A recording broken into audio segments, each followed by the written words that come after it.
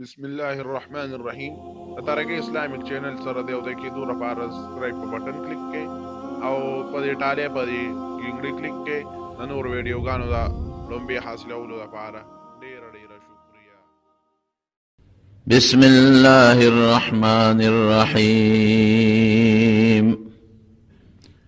من عمل صالحا من ذكر أو أنثى وهو مؤمن فلنحيينه حياة طيبة ولنجزينهم أجرهم بأحسن ما كانوا يعملون.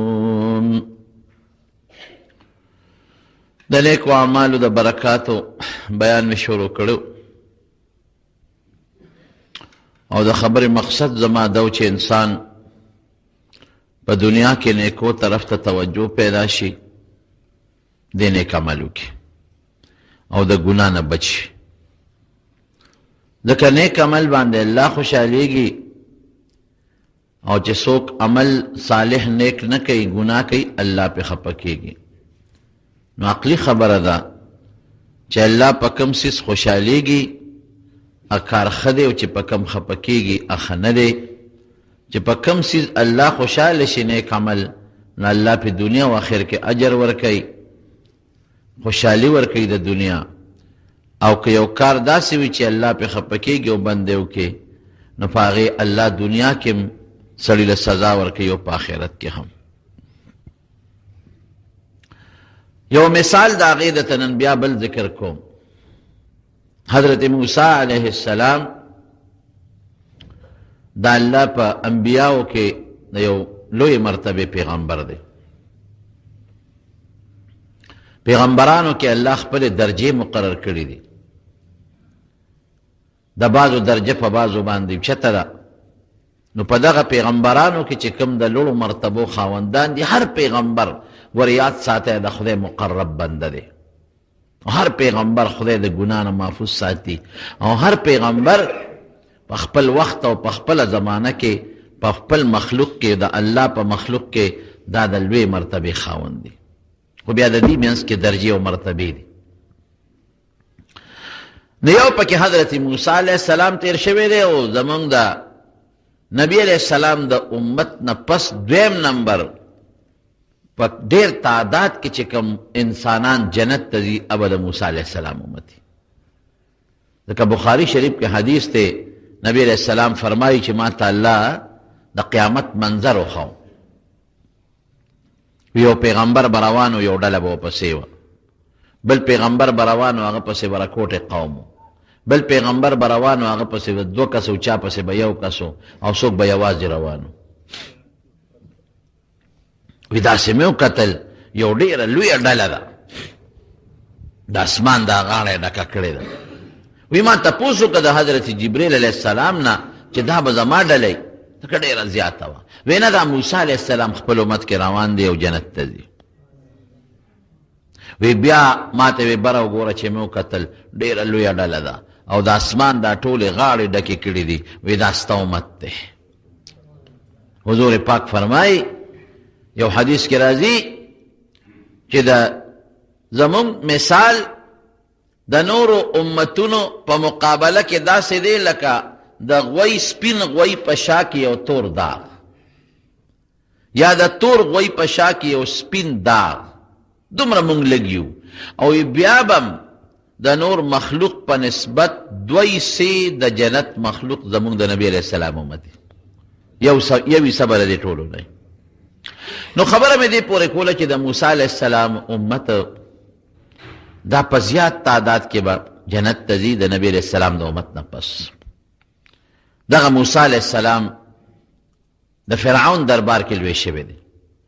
که مور صندوق کې بند که فرعون حکم کړی چې د بني اسرائیلو څومره ماشومان پیدا کېږي دا لالوی حلالول به. دې مور صندوق کې بند که او صندوق کې دریاب ته وغورځوه او د فرعون کور ته خدای ورسو. الله ښیي چې دغه کارونه کولی شم چې د انسان په عقل او دماغ کې نه راځي. لویېدل فرعون په کور کې لوی شو. نو دی یو ځل په لاره ګرځېده، خلکو به ډېر زیات قدر کو، احترام به کو، ځکه فرعون په خپل زویوالی دی نیولی و. وزیرانو به هم قدر کو، منبرانو به هم قدر کو. د فرعون نارینه اولاد نو وی دا زما بچی دی، زما زوی دی. نو چې د فرعون غوندې سړی وي دا مې زوی دی، نو خلک به څونه قدر کوي. لکه فرعون ته به خلکو خدای وي. دیم نوجوان دی، هلک دی، مصر کې ګرځي. د یو دوه کسو یو بل سره جګړه وه. یو د فرعون د خاندان د قوم سړی و، او بل د موسی علیه السلام د قوم سړی و، د بني اسرائیلو. د فرعون د قوم سړي د موسی علیه السلام د قوم په سړي بګار کو او سخت بګار یې پې کو. موسی علیه السلام ته دې سړي آواز وکړ خپل قومي، وی دلته راشه. وی ولې؟ وی دا په ما ظلم کوي، دا سړی په ما بګار کوي، کار را باندې کوي، خو ظلم را باندې کوي، دومره پیټې وړي چې زه نشم وړی. نو موسی علیه السلام هغه د فرعون د قوم سړي ته نصیحت وکړه لکه ظلم مه کوه، زیاتې مه کوه دې سړي سره، دومره بار پې وړه چې څومره دې وړي شي، زیاتې مه کوه. هغه حضرت موسی علیه السلام سره ګرم شو. چې ګرم شو موسی علیه السلام ورته هسې ادب خو، نو هغه سوک اوچت کو، پرې شی ووو. قرآن شریف کې الله تعالی فرمایي اخو د موسی علیه السلام سوکو، د عام انسان سوک خو نه، پیغمبر له خدای ډېر لوی طاقت ورکړي، خو چې سوک یې ورکړه سړی پرېوت او مړ شو، سات یې ووت. حیران شو، خدای دا څه شو؟ دا خو ما زیاتې وکړو، ما خو دته عقل خو، ما خو ورته ادب خو، ما خو دې نه وجه د ما سوک پې ور برابر شو، سړی مړ شو. خدای تا ته پته ده چې ما خو د وجلو دپاره دله سوک نه دی ورکړی. خیر الله خو دې معاف کو، خو د دې واقعې نه څوک خبر نه شو. یو هغه سړی خبر شو چې د چا جګړه وه د دغه فرعوني سره، او یو موسی علیه السلام ته بل څوک نه دی خبر. هغه ته هلکه ګورې غږ مه کوه چې چاته فرعون ته پته ونه لګي. ډېره ښه ده. فرعون دا سړی، فرعون د قوم دا سړی مړ پروت دی په لاره کې، څوک شته نه چې رالل خلک اوچت کړه چا وجلی دی، دا چا وجلی دی. د فرعون دربار ته اطلاع ورسېدله. فرعون خپل وزیران راغونډ کړل چې دا سړی چا وجلی دی. وزیران یې وی صاحب هر چا چې وجلي، خو دا هم دې بني اسرائیلو وجلی دی. دا د موسی علیه السلام قوم چې دا دې بني اسرائیلو وجلی دی، او صاحب دې له سخته سزا ورکول پکار دي، ځکه زمونږ سړي به دوی وجلي، مونږ به پې کار کوو، روزګار به کوو، زمونږ سړي به دوی وجني. فرعون وی بس ګواه پیدا کې چې پته ولګي چې دا سړی وجلی چا دی. نو که په چام ګواه پیدا شو او قاتل معلوم شو، نو داسې سزا ولا ورکوم چې نشان عبرت پي. چاته خو پته نه وه. سبا یا بله ورځ موسی علیه السلام چې خو خدای ته پته را، هغه سړي ته پته را، یو پکې مړ شو، بل څوک څه خبر دی. موسی علیه السلام بیا په لاره روان دی. هغه پروني سړی چې دغه فرعوني سره جګړه وه، بل سره په جګړه دی، بل سړي سره په جګړه دی چې هم فرعوني د فرعون د قوم دی. هغه خو ډاډه و چې د سړی خو موسی علیه السلام خو هغه دې راښکاره شو، او سوک خو یې میزایل دی، داسې ورکوټې سوک نه دی، دا خو مضبوط طاقت دی. او په مې پرون هم مړه خفه شوی دی، نن به مړه خفه شي. موسی علیه السلام ته یې آواز وکړو، وی راشه دا سړی ما سره ظلم کوي. موسی علیه السلام هوښیار و چې رانږدې شو، هغه ته پته وه چې خدای دې بې خو باسه، پرون دې بل سره جګړه کوله، اوس خو نشم ویلی، مې څوک و مړ شو، او نن راباندې بل وجنې. غږ نه کوي په خوله، ده ته نصیحت کوي، د خپل د قوم سړي ته نصیحت کوي چې هلکه جګړې مه کوه، هر چا سره جګړې کې، ته خو ډېر جګړالو سړی او ډېر جګړمار یې، دا جګړې ولې کوې؟ ده ته نصیحت کو. دې پوه شو چې هسې نه ماله څوک رانه کړي. پرون خو یو له څوک ورکړی دی، هغه یې وجلی، نن ماله رانه کړي. نو دې ویرېده. نو موسی علیه السلام ته، ای موسی دا څه کوې؟ پرون دې هغه یو له څوک ورکړه مړ دی که، اوس ما وجلې؟ ځان نه زورور جوړی، بدماش د ځان نه جوړی، جبار. اتريد ان تكون جبارا في الارض، مکه کې ځان نه ته یو لوی سړی جوړول غواړې؟ وی ظالمه زه خو دې په سوکوام نه عقل درته ښیمه. بهر کې خبره خو رفه دفه شوه، په فرعوني خو ټکې واورېده که نه چې پرون دې یو وجې نن ما وجنې. هغه فورا اطلاع د فرعون دربار ته ورسوله. وی سړی مې دله صاحب د هغه پروني معلوم کړ، وی څوک دی؟ وی تا چې ماشوم لوی کړی دی، تا سره چې کوم اوسېږي موسی. دقسې جګړه جوړه شوه زما د یو بني اسرائیلي سره، او هغه ورته آواز وکړه موسی علیه السلام ته، او وله راغی او عقل یې ورته خو، نصیحت یې کو. هغه ورته ووایي چې پرون خو د یو وجلی، نن ما وجنې. فرعون د مخکې نه لږ شکي په موسی علیه السلام. یره ترخه به یې ته کوله، ځکه نجومیانو خو ورته ویلي چې دې بني اسرائیلو کې به یو هلک پیدا کېږي او ستا د بادشاه د ختمېدو ذریعه به او ستا د قوم د هلاکت ذریعه به. نو ده کې څه نښې وې، خو بیبي آسیه چې د فرعون بیبي و هغې به خبره خواته خوټال مټول کوله چې دی واورېدل بس فرعون ویرېد، بس فورا یې سمن جاري کړي دا موسی ونیسئ، دا راونیسئ او د پروني سړي بدل ته لو که د ما په کور کې هم لوی شو که ما د بچي په شان هم ساتلی دی خو پرېږدم نه. دیکھو یو نیک سړی و د فرعون د دربار او د قوم راغی حضرت موسی علیه السلام ته الوی وی قوم ستا متعلق مشوره وکړه او گرفتاری ده او که گرفتار یې کړې نو بل فیصله ستا متعلق کړې ده، اردیننس پاس شوی دی، فیصله شوی ده چې وجنې دې پرېږدي دي نه. حضرت موسی علیه السلام یې ډېره ښه ده، لال د دې وطن نه به اوس وتښتم، لال روان شو، وطن نه ووت. کم خوا لاړ؟ مدین ته لاړ پیاده. څومره مزل دی د مصر او د مدین په منځ کې 165 کیلومیټر، 115 کیلومیټره دی روان دی. اوس تاسو اندازه ولګوئ چې یو هلک د بادشاه په کور کې لوی شوي او بیا د کم بادشاه د فرعون په کور کې لوی وي، به څومره نیازبیني، د هغه جامه به څومره د نیازبینتوبي، د هغه وجود به څومره د نیازبینتوبي، د هغه ګرځېدل به څنګه د نازي او څنګه د نیازبینتوب به. او ناګهاني پې یو مصیبت نازل شو، پیاده روان شو. دومره مزل خو داسې نیازبین خلک نشي کولی. 165 کیلومیټر مزل د مصر نه لال مدین ته. او سعید ابن جبیر رضی الله عنه د دې واقعې بیان کوي، هغه وایي دا 115 میله چې د کم مزل کړی دی دې کې د څه خوړل، د ونو پاڼې خوړلې دي او د ډنډونو به بیست کړي، نور خو څه نشته. ولې لار کې خو څه شته نه، مزدوري خو دې نشي کولی، ځکه د فرعون په کور کې د شهزاده په شکل لوی شوی دی، د یو نیازبین په شکل لوی شوی دی، نه مزدوري کولی شي نور سره پیسې شته. نو چې یو انسان ژوند په میوو کې او په بهترینو خوراکونو کې تیر کړي او هغه باندې داسې حالت راشي نو دا ناقابل برداشت حالت دی. روان شو څومره موده کې دلته فرعونیان ورپسې ګرځي خو پیدا نه کړ د لال مدین ته. قرآن شریف کې الله تعالی فرمایي مدین ته چې ورسېد، دا مدین دا د ابراهیم علیه السلام د یو زوی نوم مدین، او به د په کلي د په نوم یو کلی آباد و. څوک وایي دا د ابراهیم علیه السلام د هغه زوی د مدین اولاد و، بهر کیف خو د هغه په نوم دا کلی آباد و.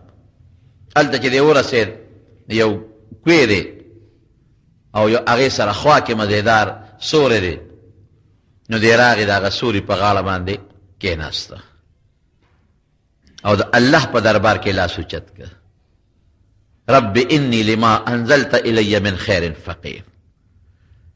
الله ته چې انسان لکم خیر ورکې، خیر خدا الله په لاس کې دی، نو خدای هغه خیر ته د دې وخت کې ډېر محتاج یم. نه مې پلار شته، نه مې مور شته، نه مې رور شته، نه خور شته، نه تربور شته، کلی وطن پاتې شومانه، هېڅوک نشته. خدای لوی ازمایش دی. ګوره انبیاء او پیغمبرانو باندې خدای ازمایشونه راولي او بیا په نیکانو خلکو ډېر راځي په دنیا کې. نبی علیہ السلام په خپله فرمایي اشد الناس بلاء الانبیاء ثم الامثل فالامثل. وی د ټولو نه لوی ازمایش او تکلیف په دنیا کې په پیغمبر راځي، هغې پسې بیا چې کم نیکي په هغه، هغې پسې چې کم نیکي په هغه، په هغې پسې چې کم نیکي په نیکانو خلکو په دنیا کې دا تکالیف او دا مصیبتونه راځي خامخا. او د دې دوه فایدې وي، یو فایده دی چې انسان په دنیا کې خامخا ګناهګاري، نو الله ته په دې ګناه راځي، او یا دا چې خدای والا په جنت کې مرتبه اوچتوي. او بل تکلیف ته او ازمایش ته هر څوک ټینګېدی هم نشي. دا خلق په دنیا کې د ازمایش او تکلیف ته لږ ټینګ وي، نو خدای والا ځکه لږه زورنه ورکوي. نو په دې یو لوی ازمایش راغی چې خدایه دلته خو په دې کلي کې دا خو 165 کیلومیټر لرېوالی دی، دلته خو زما هېڅوک نشته، نه رور او نه خور او نه دوست او نه کلیوال، او دلته به زه څه کوم؟ او د نیازبین ژوند تېر شوی دی، اوس مزدوري هم نه نشم کولی، چا سره به یم او د چا مزدوري به کوم؟ دا به څه کېږي؟ په لوی پریشانۍ کې دی. نو چې انسان پریشانه شي نو رجوع الله ته کوي. هر پیغمبر چې کله هم پریشانه شوی دی د خدای ته رجوع کړې ده. او زه کله دا ویم زه شکر دی خدایه چې ته موجود یې پروردګار. چې سړی ډېر زیات تنګ شي او په تکلیف کې شي نو بیا لاول مور یادوي، ای مورې ای بابا، او چې د مور او د بابا نم یو سړی نا امید شي نو بیا څوک یادوي؟ الله. او الله پر رب یادوي. حضرت ایوب علیہ السلام چې کله بیماری کې مبتلا شو ډېره خطرناک او سخته بیماری تېره کړه نو ایوب علیہ السلام هم خدای ته لاس اوچت کړ رب انی مسنی الضر وانت ارحم الراحمین. اے خدایا زه خو په لوی تکلیف کې مبتلا په لوی بیماری کې ګیرم خدایا ارحم الراحمین ته رحم کوون کې ذات ته ستانه بل څوک زیات رحم کوون کې نشته. ارحم الراحمین الله په دې لفظ باندې الله ډېر خوشالېږي. دغه رنګه حضرت آدم علیه السلام چې د اسمان نه دنیا ته خدای پاک راکوز کړ د جنتونو نه نو په توره تیاره کې راکوز شو د شپې راکوز کړی نو حضرت آدم علیه السلام هم خدای ته آواز کوي ربنا ظلمنا انفسنا وان لم تغفر لنا وترحمنا لنكونن من الخاسرین. اے رب ما په ځان زیاتې کړی. پیغمبرم چې کله گیر شي چاته چغوي؟ الله ته.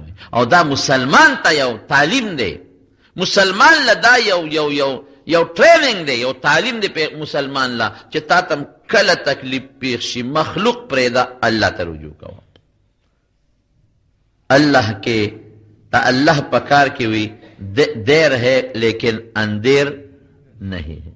اللہ کے ہاں دیر ہے اندیر نہیں. اللہ خود بے پرواہ دے کنا پچا پرواہ نشتا من خو تلوارگن دی واللہ خو تلوارگن دے ندے نو او بکی کار بدلو کی بیماری بدن لری کی تکلیف بدن لری کی خامخا بلر کی وقت بدل در کی خلر بکی اللہ تا چی پسا چا بندر وجود.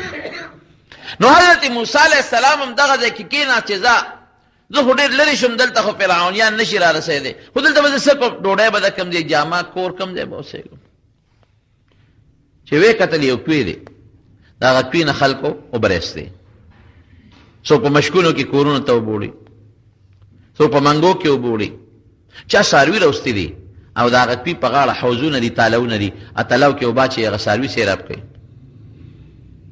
یو دوه جینکې دي وړې جنکې هغوی سره ګډې چیلې دي هغوی د هغه سړو نه ځان له ولاړې دي او د خپلې ګډې چیلې منې کوي چې دا د سړو د سارو سره ګډې نشي.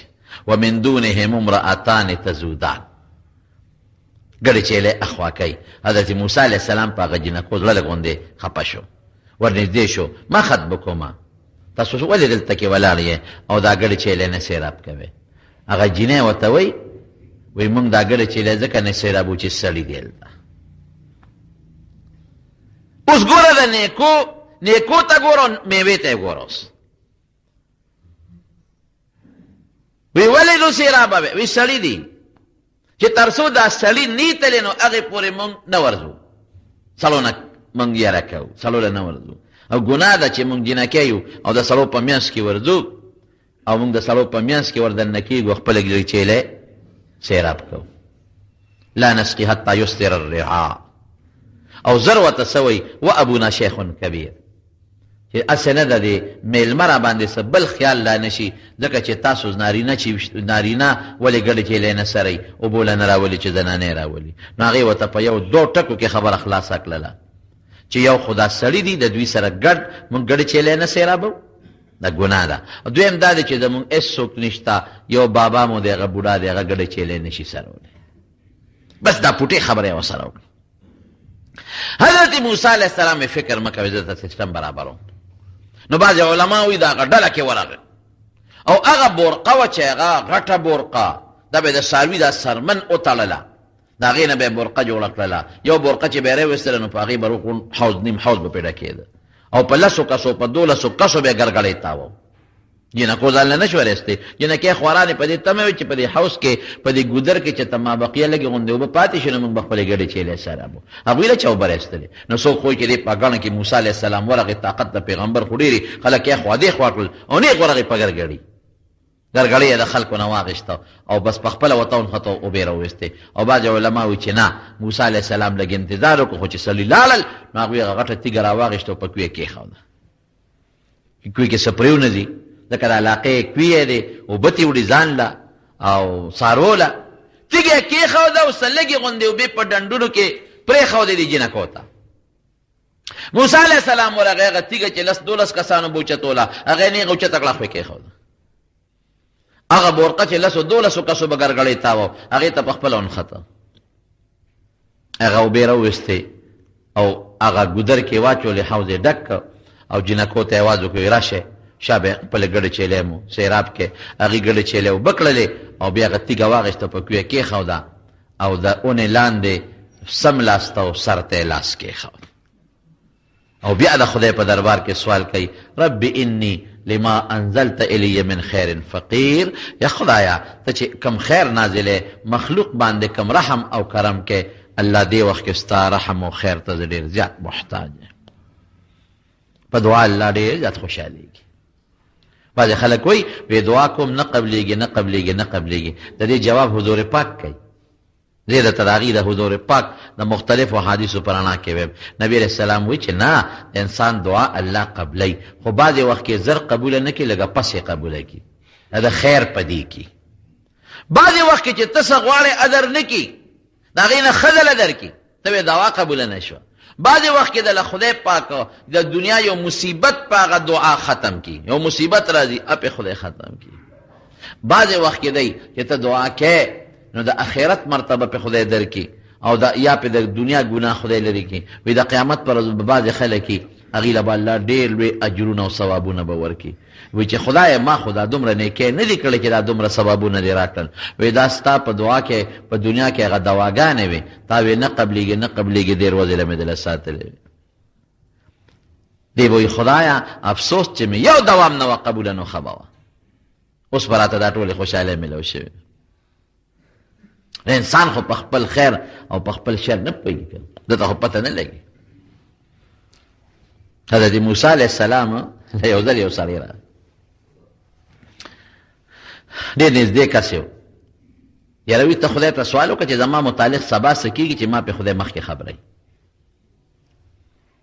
دا خو ډېره لویه خبره ده چې ما ته پته چې زما د سبا زما په دې شي کې ګټه ده نو به کوم چې تاوان دې نه به کوم چې دا راته پته چې دې شي کې زما بیماري دا به نه خورم او که دې کې مې خیر یې به خورم که دا راته پته چې دې سړي ملاقات کې زما فایده ده کوم به که نه به کوم نو خدای چې زما رستو مستقبل وروستنۍ زمانه کې زما متعلق څه کېږي چې ما په الله مخکې خبره هلکه وایي دا شی خو ښه نه دی موسی علیه السلام ورته وایي دا علم خو خدای ځان سره ساتلی دی په دې خو څوک نه خبره خیر دغې سړي وي یاره بس موسی علیه السلام ته چې ته د خدای په دربار کې سوال وکړه موسی علیه السلام الله ته رجوع کړه الله وی نه دا شی ښه نه دی الله د دې امتي نه ډېر زیات پرې تنګ یم او ډېر نیک دی او ستا تابعدار دی الله دا دعا والا قبوله کړه الله وی خیر یې ګورې نشته پکې سړي ته موسی علیه السلام وایي چې په دې کې د خیر نشته سړي بس انخطې وایي بس که خیر پکې شته که نشته خو ما له دا سوال د خدای نه وکړه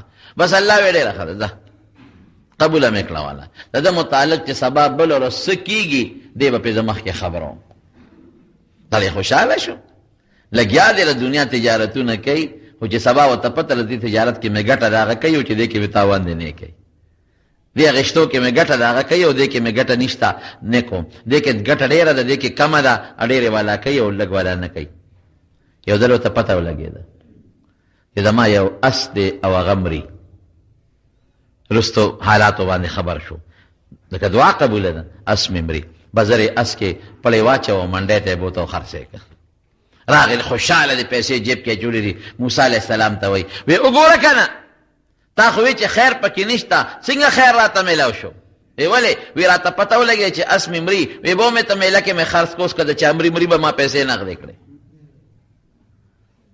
موسی علیه السلام هم حیران شو چې خدای دا خو واقعي ده ته لږه فایده خو ورسېده یو څو ورځې پس ورته پته ولګېده چې پلانکې مرایې دی هغه دې مري غلام هغه هم زر منډۍ ته بوته او خرڅ یې کړه او خوشحاله د جیب کې پیسې چولې دي موسی علیه السلام ته وګوره که نه څنګه خیر راته ورسېد که دا راته پته نه وه دعا نه وه قبوله نو پرون به مې اس مړو نن به مې مرۍ مړو څونه تاوان به مې شوی پته ولګېده دواړه مې خرڅ کړل جیب کې مې پیسې واچولې چې څو ورځې پس ورته پته ولګېد چې بله ورځ به ته مرې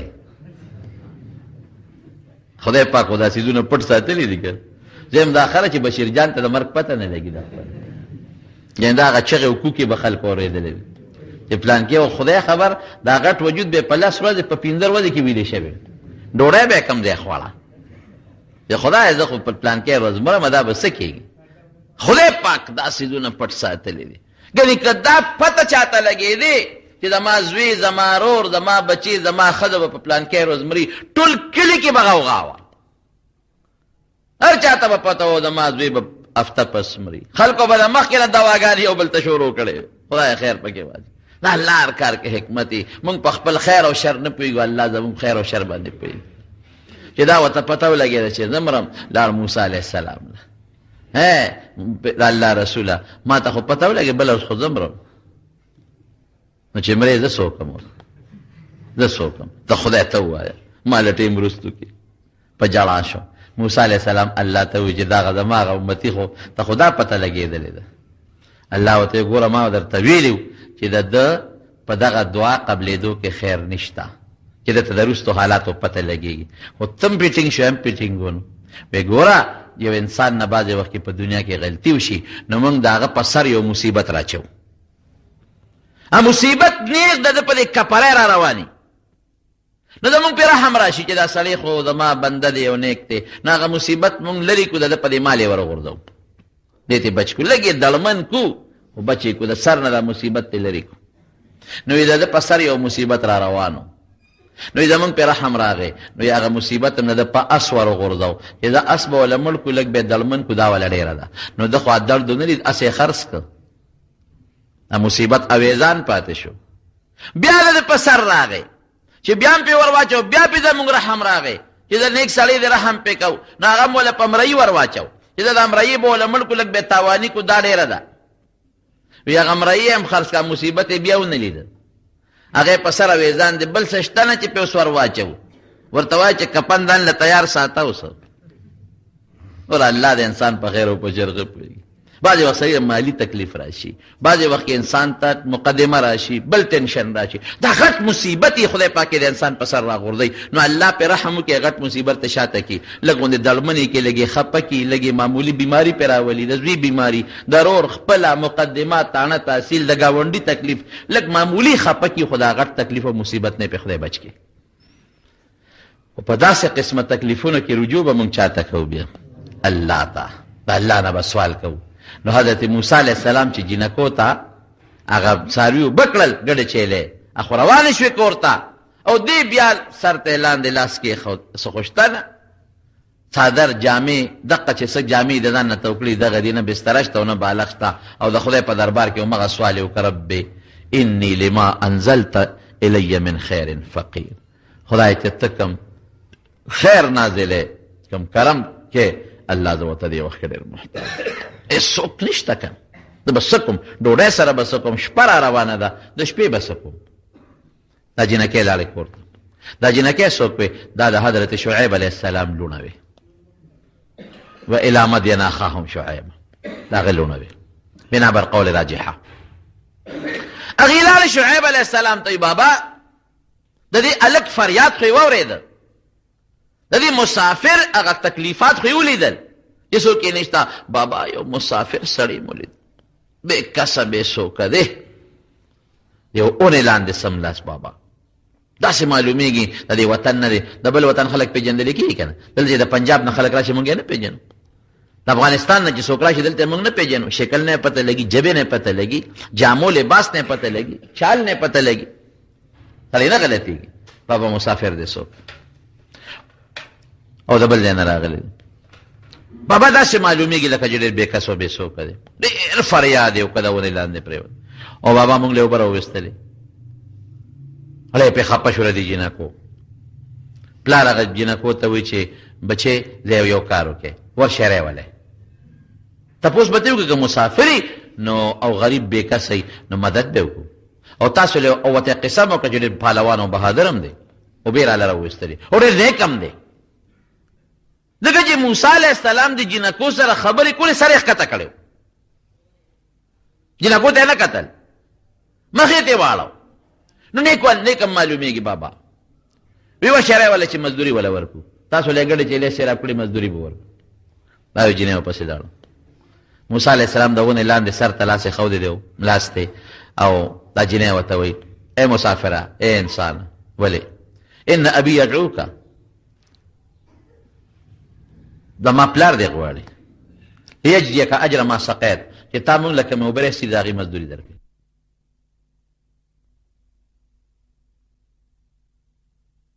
سلام به چې ډېره ښه ده.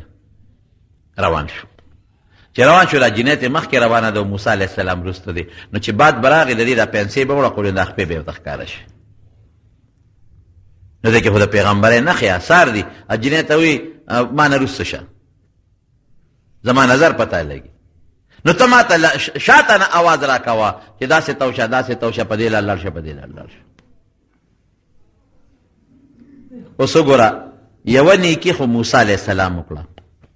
څه نیکي وکړه؟ چې جنکو له اوبه راوویسته. دا غټه نیکي شوه. دویمه نیکي دې جنۍ وکړه، هغې څه نیکي وکړه؟ هغې دا نیکي وکړه چې دا مسافر دی، رحم یې پرې وکړه، پلار ته یې د هغه صفت وکړه. که بل څوک ووایي بیا چې یاره خپل کار به کوي، دا سړی به اوس راځي مونږ کره به ډوډۍ خوري او دله به اوس مونږ نه مزدوري به کوو. دا څه مصیبت دی؟ خلک خو دلته مېلمه نه تښتي. هغې جینۍ هم نیکي وکړه، موسی علیه السلام هم نیکي وکړه. د نیکۍ برکت زما چې کوم مقصد دی هغې له راځم.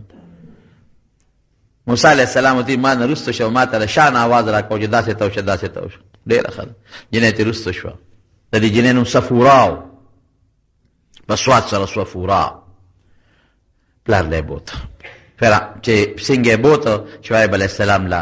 شعیب علیه السلام بوډا سپینګري په کټ کې پروت دی، نارینه اولاد یې نشته. تپوس ته کوي برخورداره بچی یا کشره کوم ځای نه راغلی؟ هغه ورته ټوله قصه وکړه چې دغسې زه د فرعون په دربار کې لوی شوی یم. فرعون خو خلکو پېژنده لکه امریکې باچا چې اوس خلک پېژني. او دغسې مور په دغه کې غورځولی وم، صندوق کې، او بیا فرعون دربار ټوله قصه یې ورته وکړه. پوه شو شعیب علیه السلام هغه پیغمبر د پیغمبرۍ په خبرو پوهېږي.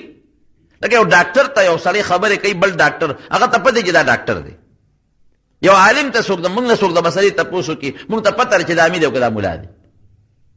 مونږ خبرو نه پته لګي، الفاظو نه پته لګي چې هغه ورته کومې قصې وکړې. شعیب علیه السلام پوه شو چې دا هلک خو ممکن ده چې د دغې زمانې په وروستو وخت کې خدای پاک پیغمبر جوړ کړي.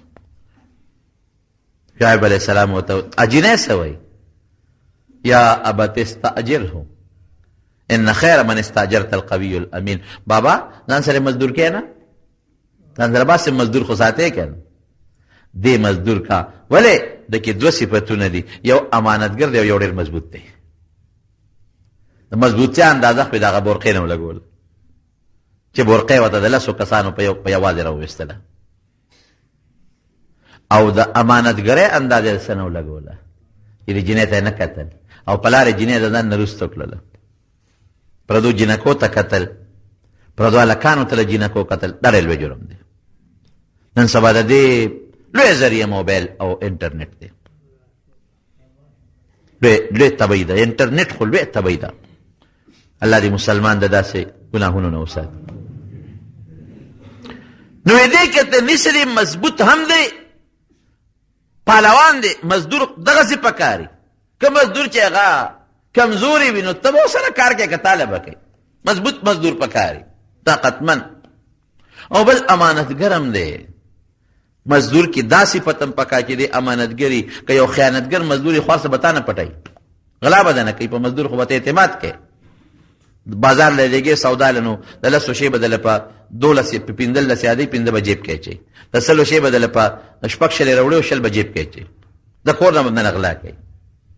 نو د مزدور دوه صفتونه پکار دي، یو قوت طاقت او بل امانتګري. دا دوه څیزونه ضروري دي. دا د نوکرۍ میرټ دا دوه څیزونه پکار دي. نن سبا زموږ د نوکرۍ میرټ دا دوه نه دي. نو کرپشن روان دی که نه دی روان؟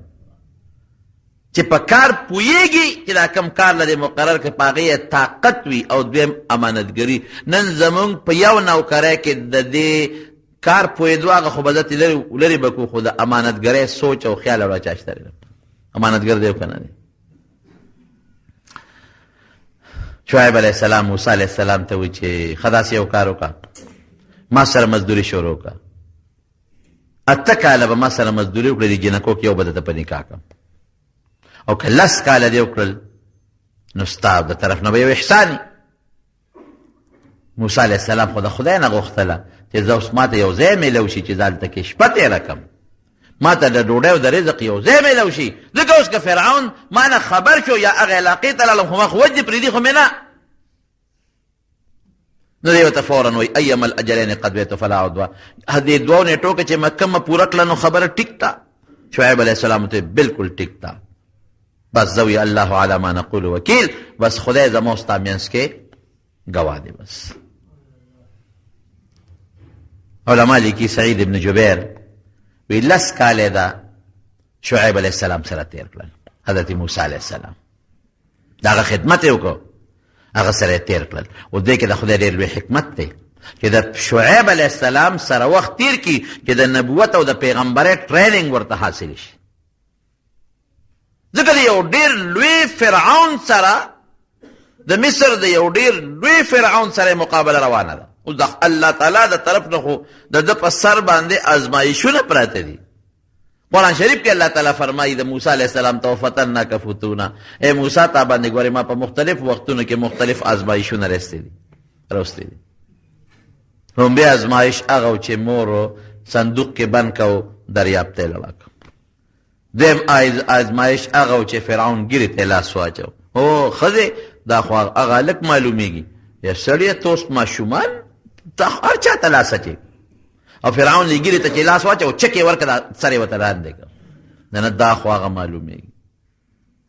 دریم هغه چې مدین ته لاړ او یو ازمایش پرې را روان دی چې 10 کاله تېر کړل ورسره د شعیب علیه السلام. ګوره لویه خبره د یو انسان د اخلاقو دپاره دا دي چې دی د یو نیک انسان، د یو عالم، د یو دینداره په صحبت او په ملګرتیا کې پاتې شي.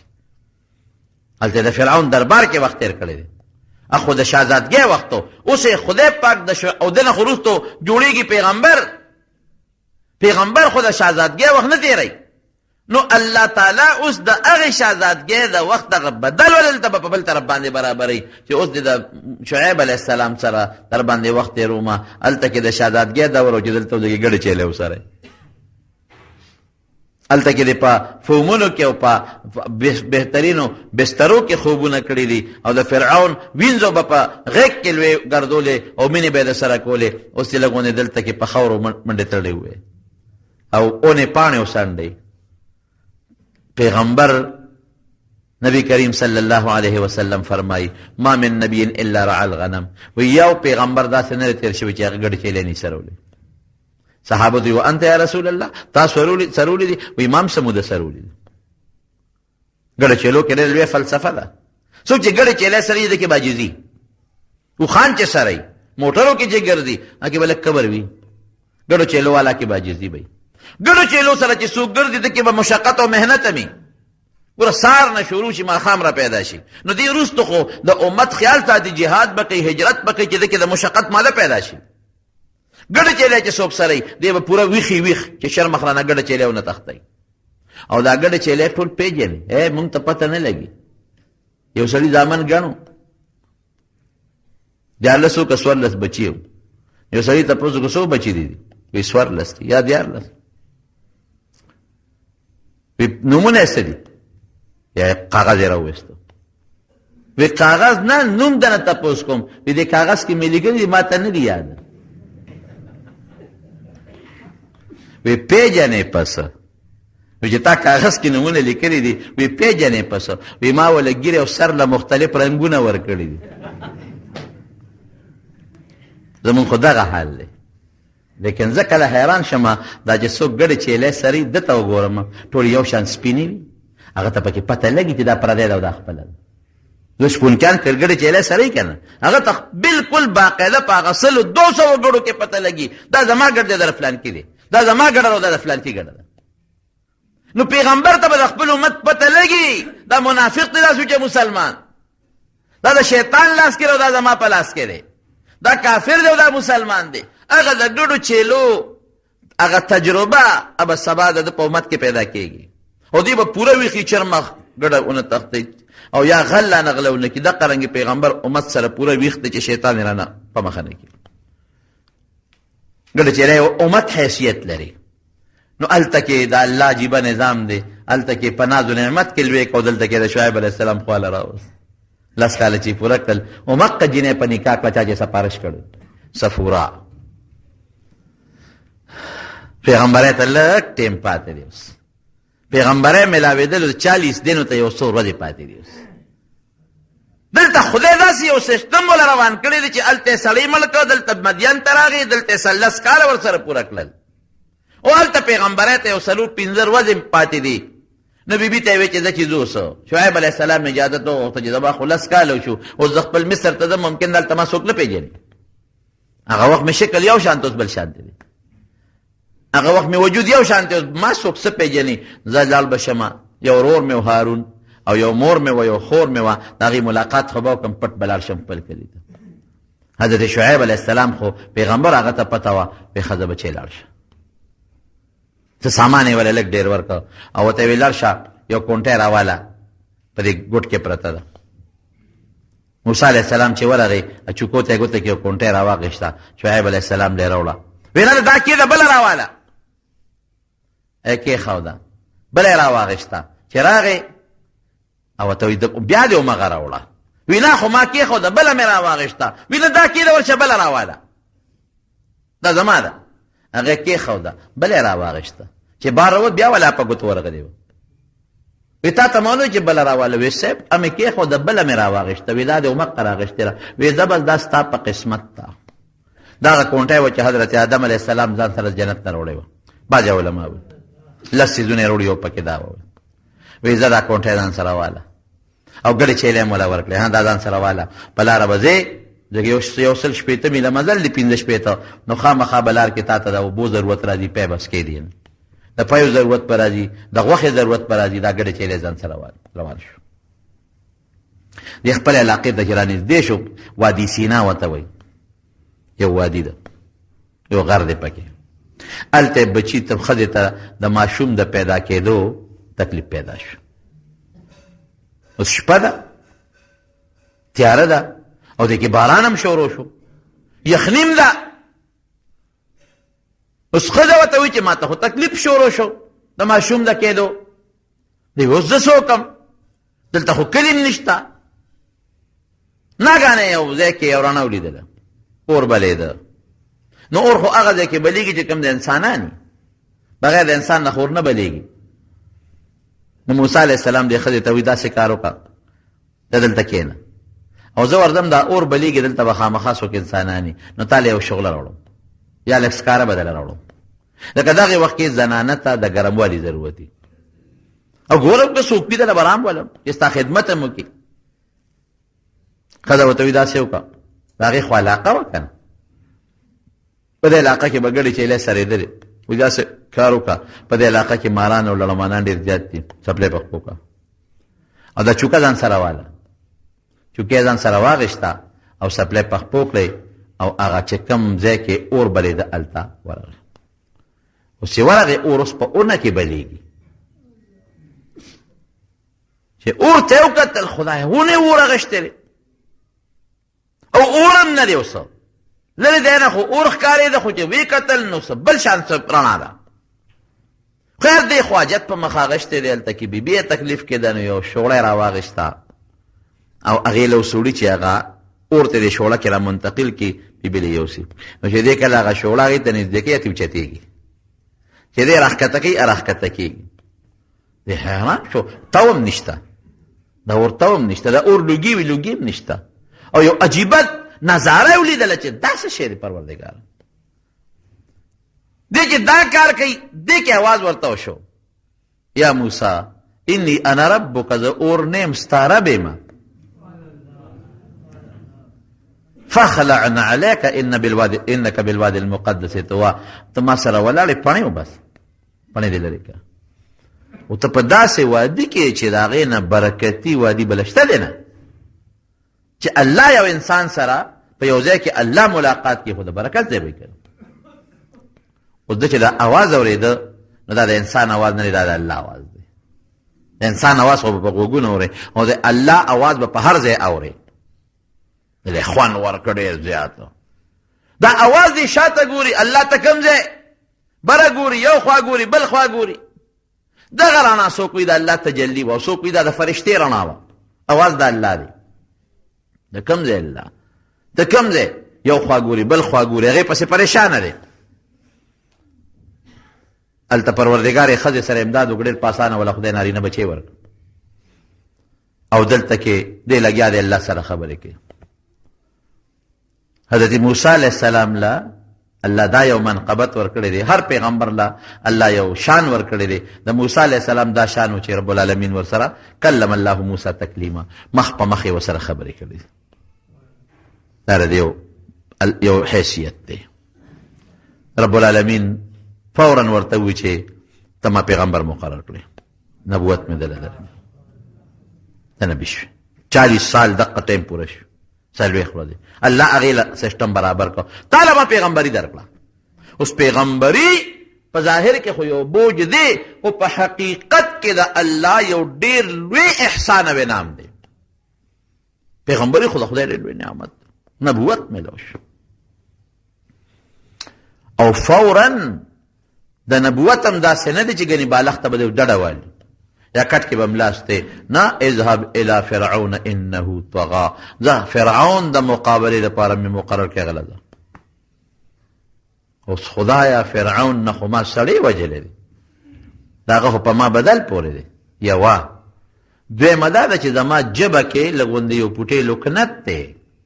فرعون نه چې کله ګیله نیولې وکړه ټق یې ورکول لاندې، نو فرعون ښځې ته وي دا هلک معلومېږي. نو ښځې ورته وي نه نه ماشوم دی، نه نه وي دا پوی دی. خیر فیصله په دې وکړه چې ولږه زه سکاره راوړم او لالونه راوړم. نو که ده لالونه له ګوتې یوړې نو بیا دا پوی دی، دا بیا د قصدن زما ګیرې ته لاس اچولی، دا پوهېږي بیا یې وجنم. او که اور له ګوتې یوړې نو بیا دې نه پوهېږي، خیر دی ناپوهتیا نه زما ګیرې له لاس وړلی. نو چې دواړه یې ورته کېښودل نو موسی علیه السلام لالونو له ګوتې وړلی. نو جبریل علیه السلام یې لاس راوړو، نو هغې ول اسکر وله یوړو. نو اسکارې زر په منډه چغې یې کړه، خولې له راوړه. ماشوم خولې له چې وړي که نه، هغې سره یې خوله کې یو پوټی لکنت پیدا شوي. خدای هغه سره به زه خبرې کوم، زما خو یو پوټی له غوندې ژبه تته ده، ملګري راله پکار دی. او دویم دا دی چې په مې بدلم پورې دی، هغه سره به زه څه کوم؟ رب العالمین ورته وی ورېږه یو 2 معجزې در کوم. وی دا امسا دې وغورځوه. لاول ورته وی ما تلک بیمینک یا موسی، لاس کې دې څه دي؟ هي عصوای دا امسا ده اتوکا علیها، په دې زه په لاره ځم نو لاس پرېږدم، تکیا پې وم. واهش بها علی غنمي، او ګډه چې ولوله پې پاڼې را څنډم. ولي فيها مآرب اخرى، دې کې ماله نور ډېرې فایدې دي. امسا کې ډېرې فایدې وي که ما لړم پې وجنم، او دسماتي ته کېدم، څادر پې واچوم، لوټه پې ځان ته کنوم، سولې دپاره څادر واچوم ورته سملم. الله ته یې وغورځوه دا امسا دي. چې ویې غورځول هغې نه یې وجدها خامار جوړ شو، لوی خامار، خوله یې وازه کړه. موسی علیه السلام ترې رسته شو. هغه طبیعي هره په انسان راځي، په پیغمبر هم راځي. ترې رسته شو، چې رسته شو الله ورته مه یېرېږه، راواخله. سنعیدها سیرتها الاولی، همغه زوړ شکل ته جوړم چې ګوتې یوړې بیا ته امسا جوړه شوه. وضم یدک الی جناحک تخرج به، وی دا لاس ته دې ترخ کې ورکړه، چې لاس یې ترخ کې ورکړه، وی راویې باسي، چې راویې ویسته هغې داسې چمک رڼا واله من غیر سوء، د برس مرض پې نه و، برګې مرض، هغې داسې رڼا واله لکه د بیټرۍ په شانتې. آیة اخرى دا یې بله نښه شوه. دا 2 معجزې شو فرعون لزه. او ورور هارون علیه السلام ستا رور دی، هغه مې دله ملګری مقرر کړ. او دې ملګري د مارونو هر شی خو د الله د طرف نه مقدري، په دې کې خو شک نشته. د موسی علیه السلام پیغمبري خو د مخکې نه مقدره و، دې کې هېڅ شک نشته. دا هم د مخکې نه مقدره و چې دا جینۍ به د نکاح له راځي. لیکن دنیا دارالاسباب دی، موږ په اسبابو نظر کوو. ظاهر کې د اسبابو په بنا باندې دا دومره لویه رتبه او د شعیب علیه السلام سره پاتې کېدل، او دا د فرعون نه بچ کېدل، او فرعون سره د فرعون د کافر نه اخوا کېدل، او د شعیب علیه السلام خوا تلل. د فرعون هغه غېږ ولا خو کړه د شعیب علیه السلام. شعیب علیه السلام دا د څه برکت و؟ دا د هغه پوټې نیکۍ برکت و چې هغه لوڼو له یې وله اوبه راوویستې، د هغې اوبه برکت. خدای پاک وله ځایم ورکړه، پیغمبر سره یې وله د جون ورکړه، د پیغمبر یې وله سخر کړه، ښځه یې م وله ورکړه، امن یې م وله ورکړه، سکون یې م وله ورکړه، خدای وله نبوت هم ورکړه. جنۍ چې کومه نیکي وکړه د هغې نیکۍ اجر جنۍ له خدای څه ورکړه ماشاءالله هغه جنۍ چې وي دې ځان سره مزدور که اجر والا ورکړه بابا هغه خدای د موسی علیه السلام پیغمبر نکاح له راوسته پیغمبر نکاح کې خدای داخله د مارونو نیکي چې ده که نه د دې صله خدای په دنیا کې هم ورکوي په آخرت کې هم ورکوي دا به نه نیکۍ ته به سپک نه ګورې بس لږه نیکي چې هم کې سپک به ورته نه ګورې دا د حضور پاک د خبرې مقصد دی نیکۍ به قدر کې او که لږه نیکي دې هم وکړه نو په هغې به ته د خدای نه د ډېر لوی اجر امید ساتې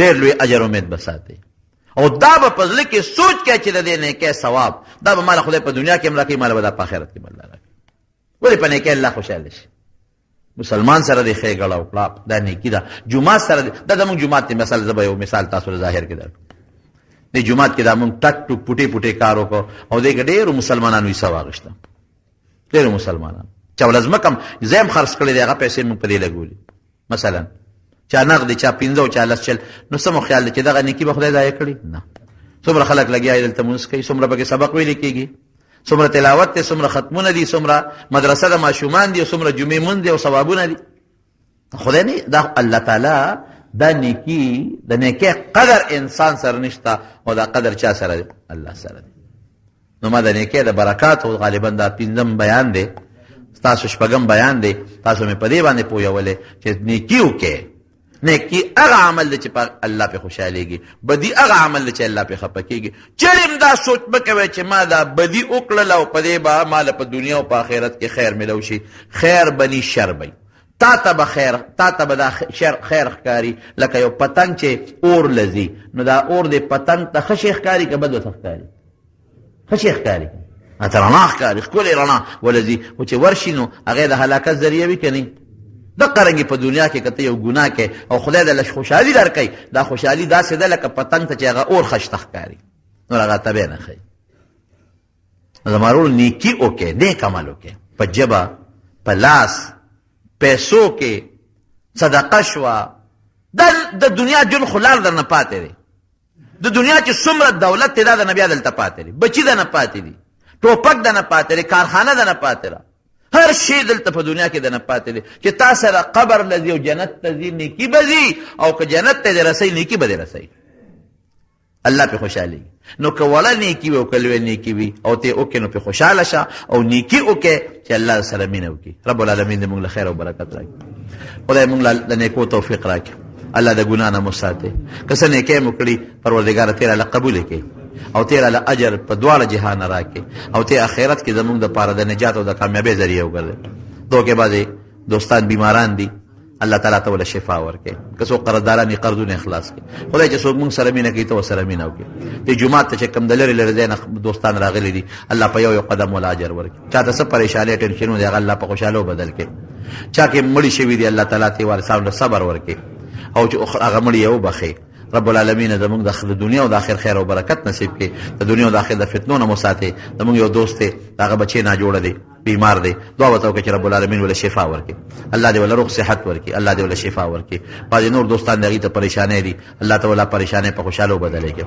رب ذوالجلاله ته زمونږ د ټولو مسلمانانو راضي شي الله د دنیا او د آخر د برکت ژوند هم نصیب کړي خوشحاله ژوند هم نصیب کړي کوم بچي چې هغې امتحانات ورکړي دي پکې په ښو نمبر کامیاب کړي او ته دینداره کړي که د چا نوکری نشته پروردګاره ته وله د حلالو روزګارونه ورکړي که د چا په رزق کې برکت نشته الله ته وله برکت پیدا کړي پروردګاره ته زمونږ نه راضي شي او آخر وخت کې په خولې دا کلمه نصیب کړي چې لا اله الا الله محمد رسول الله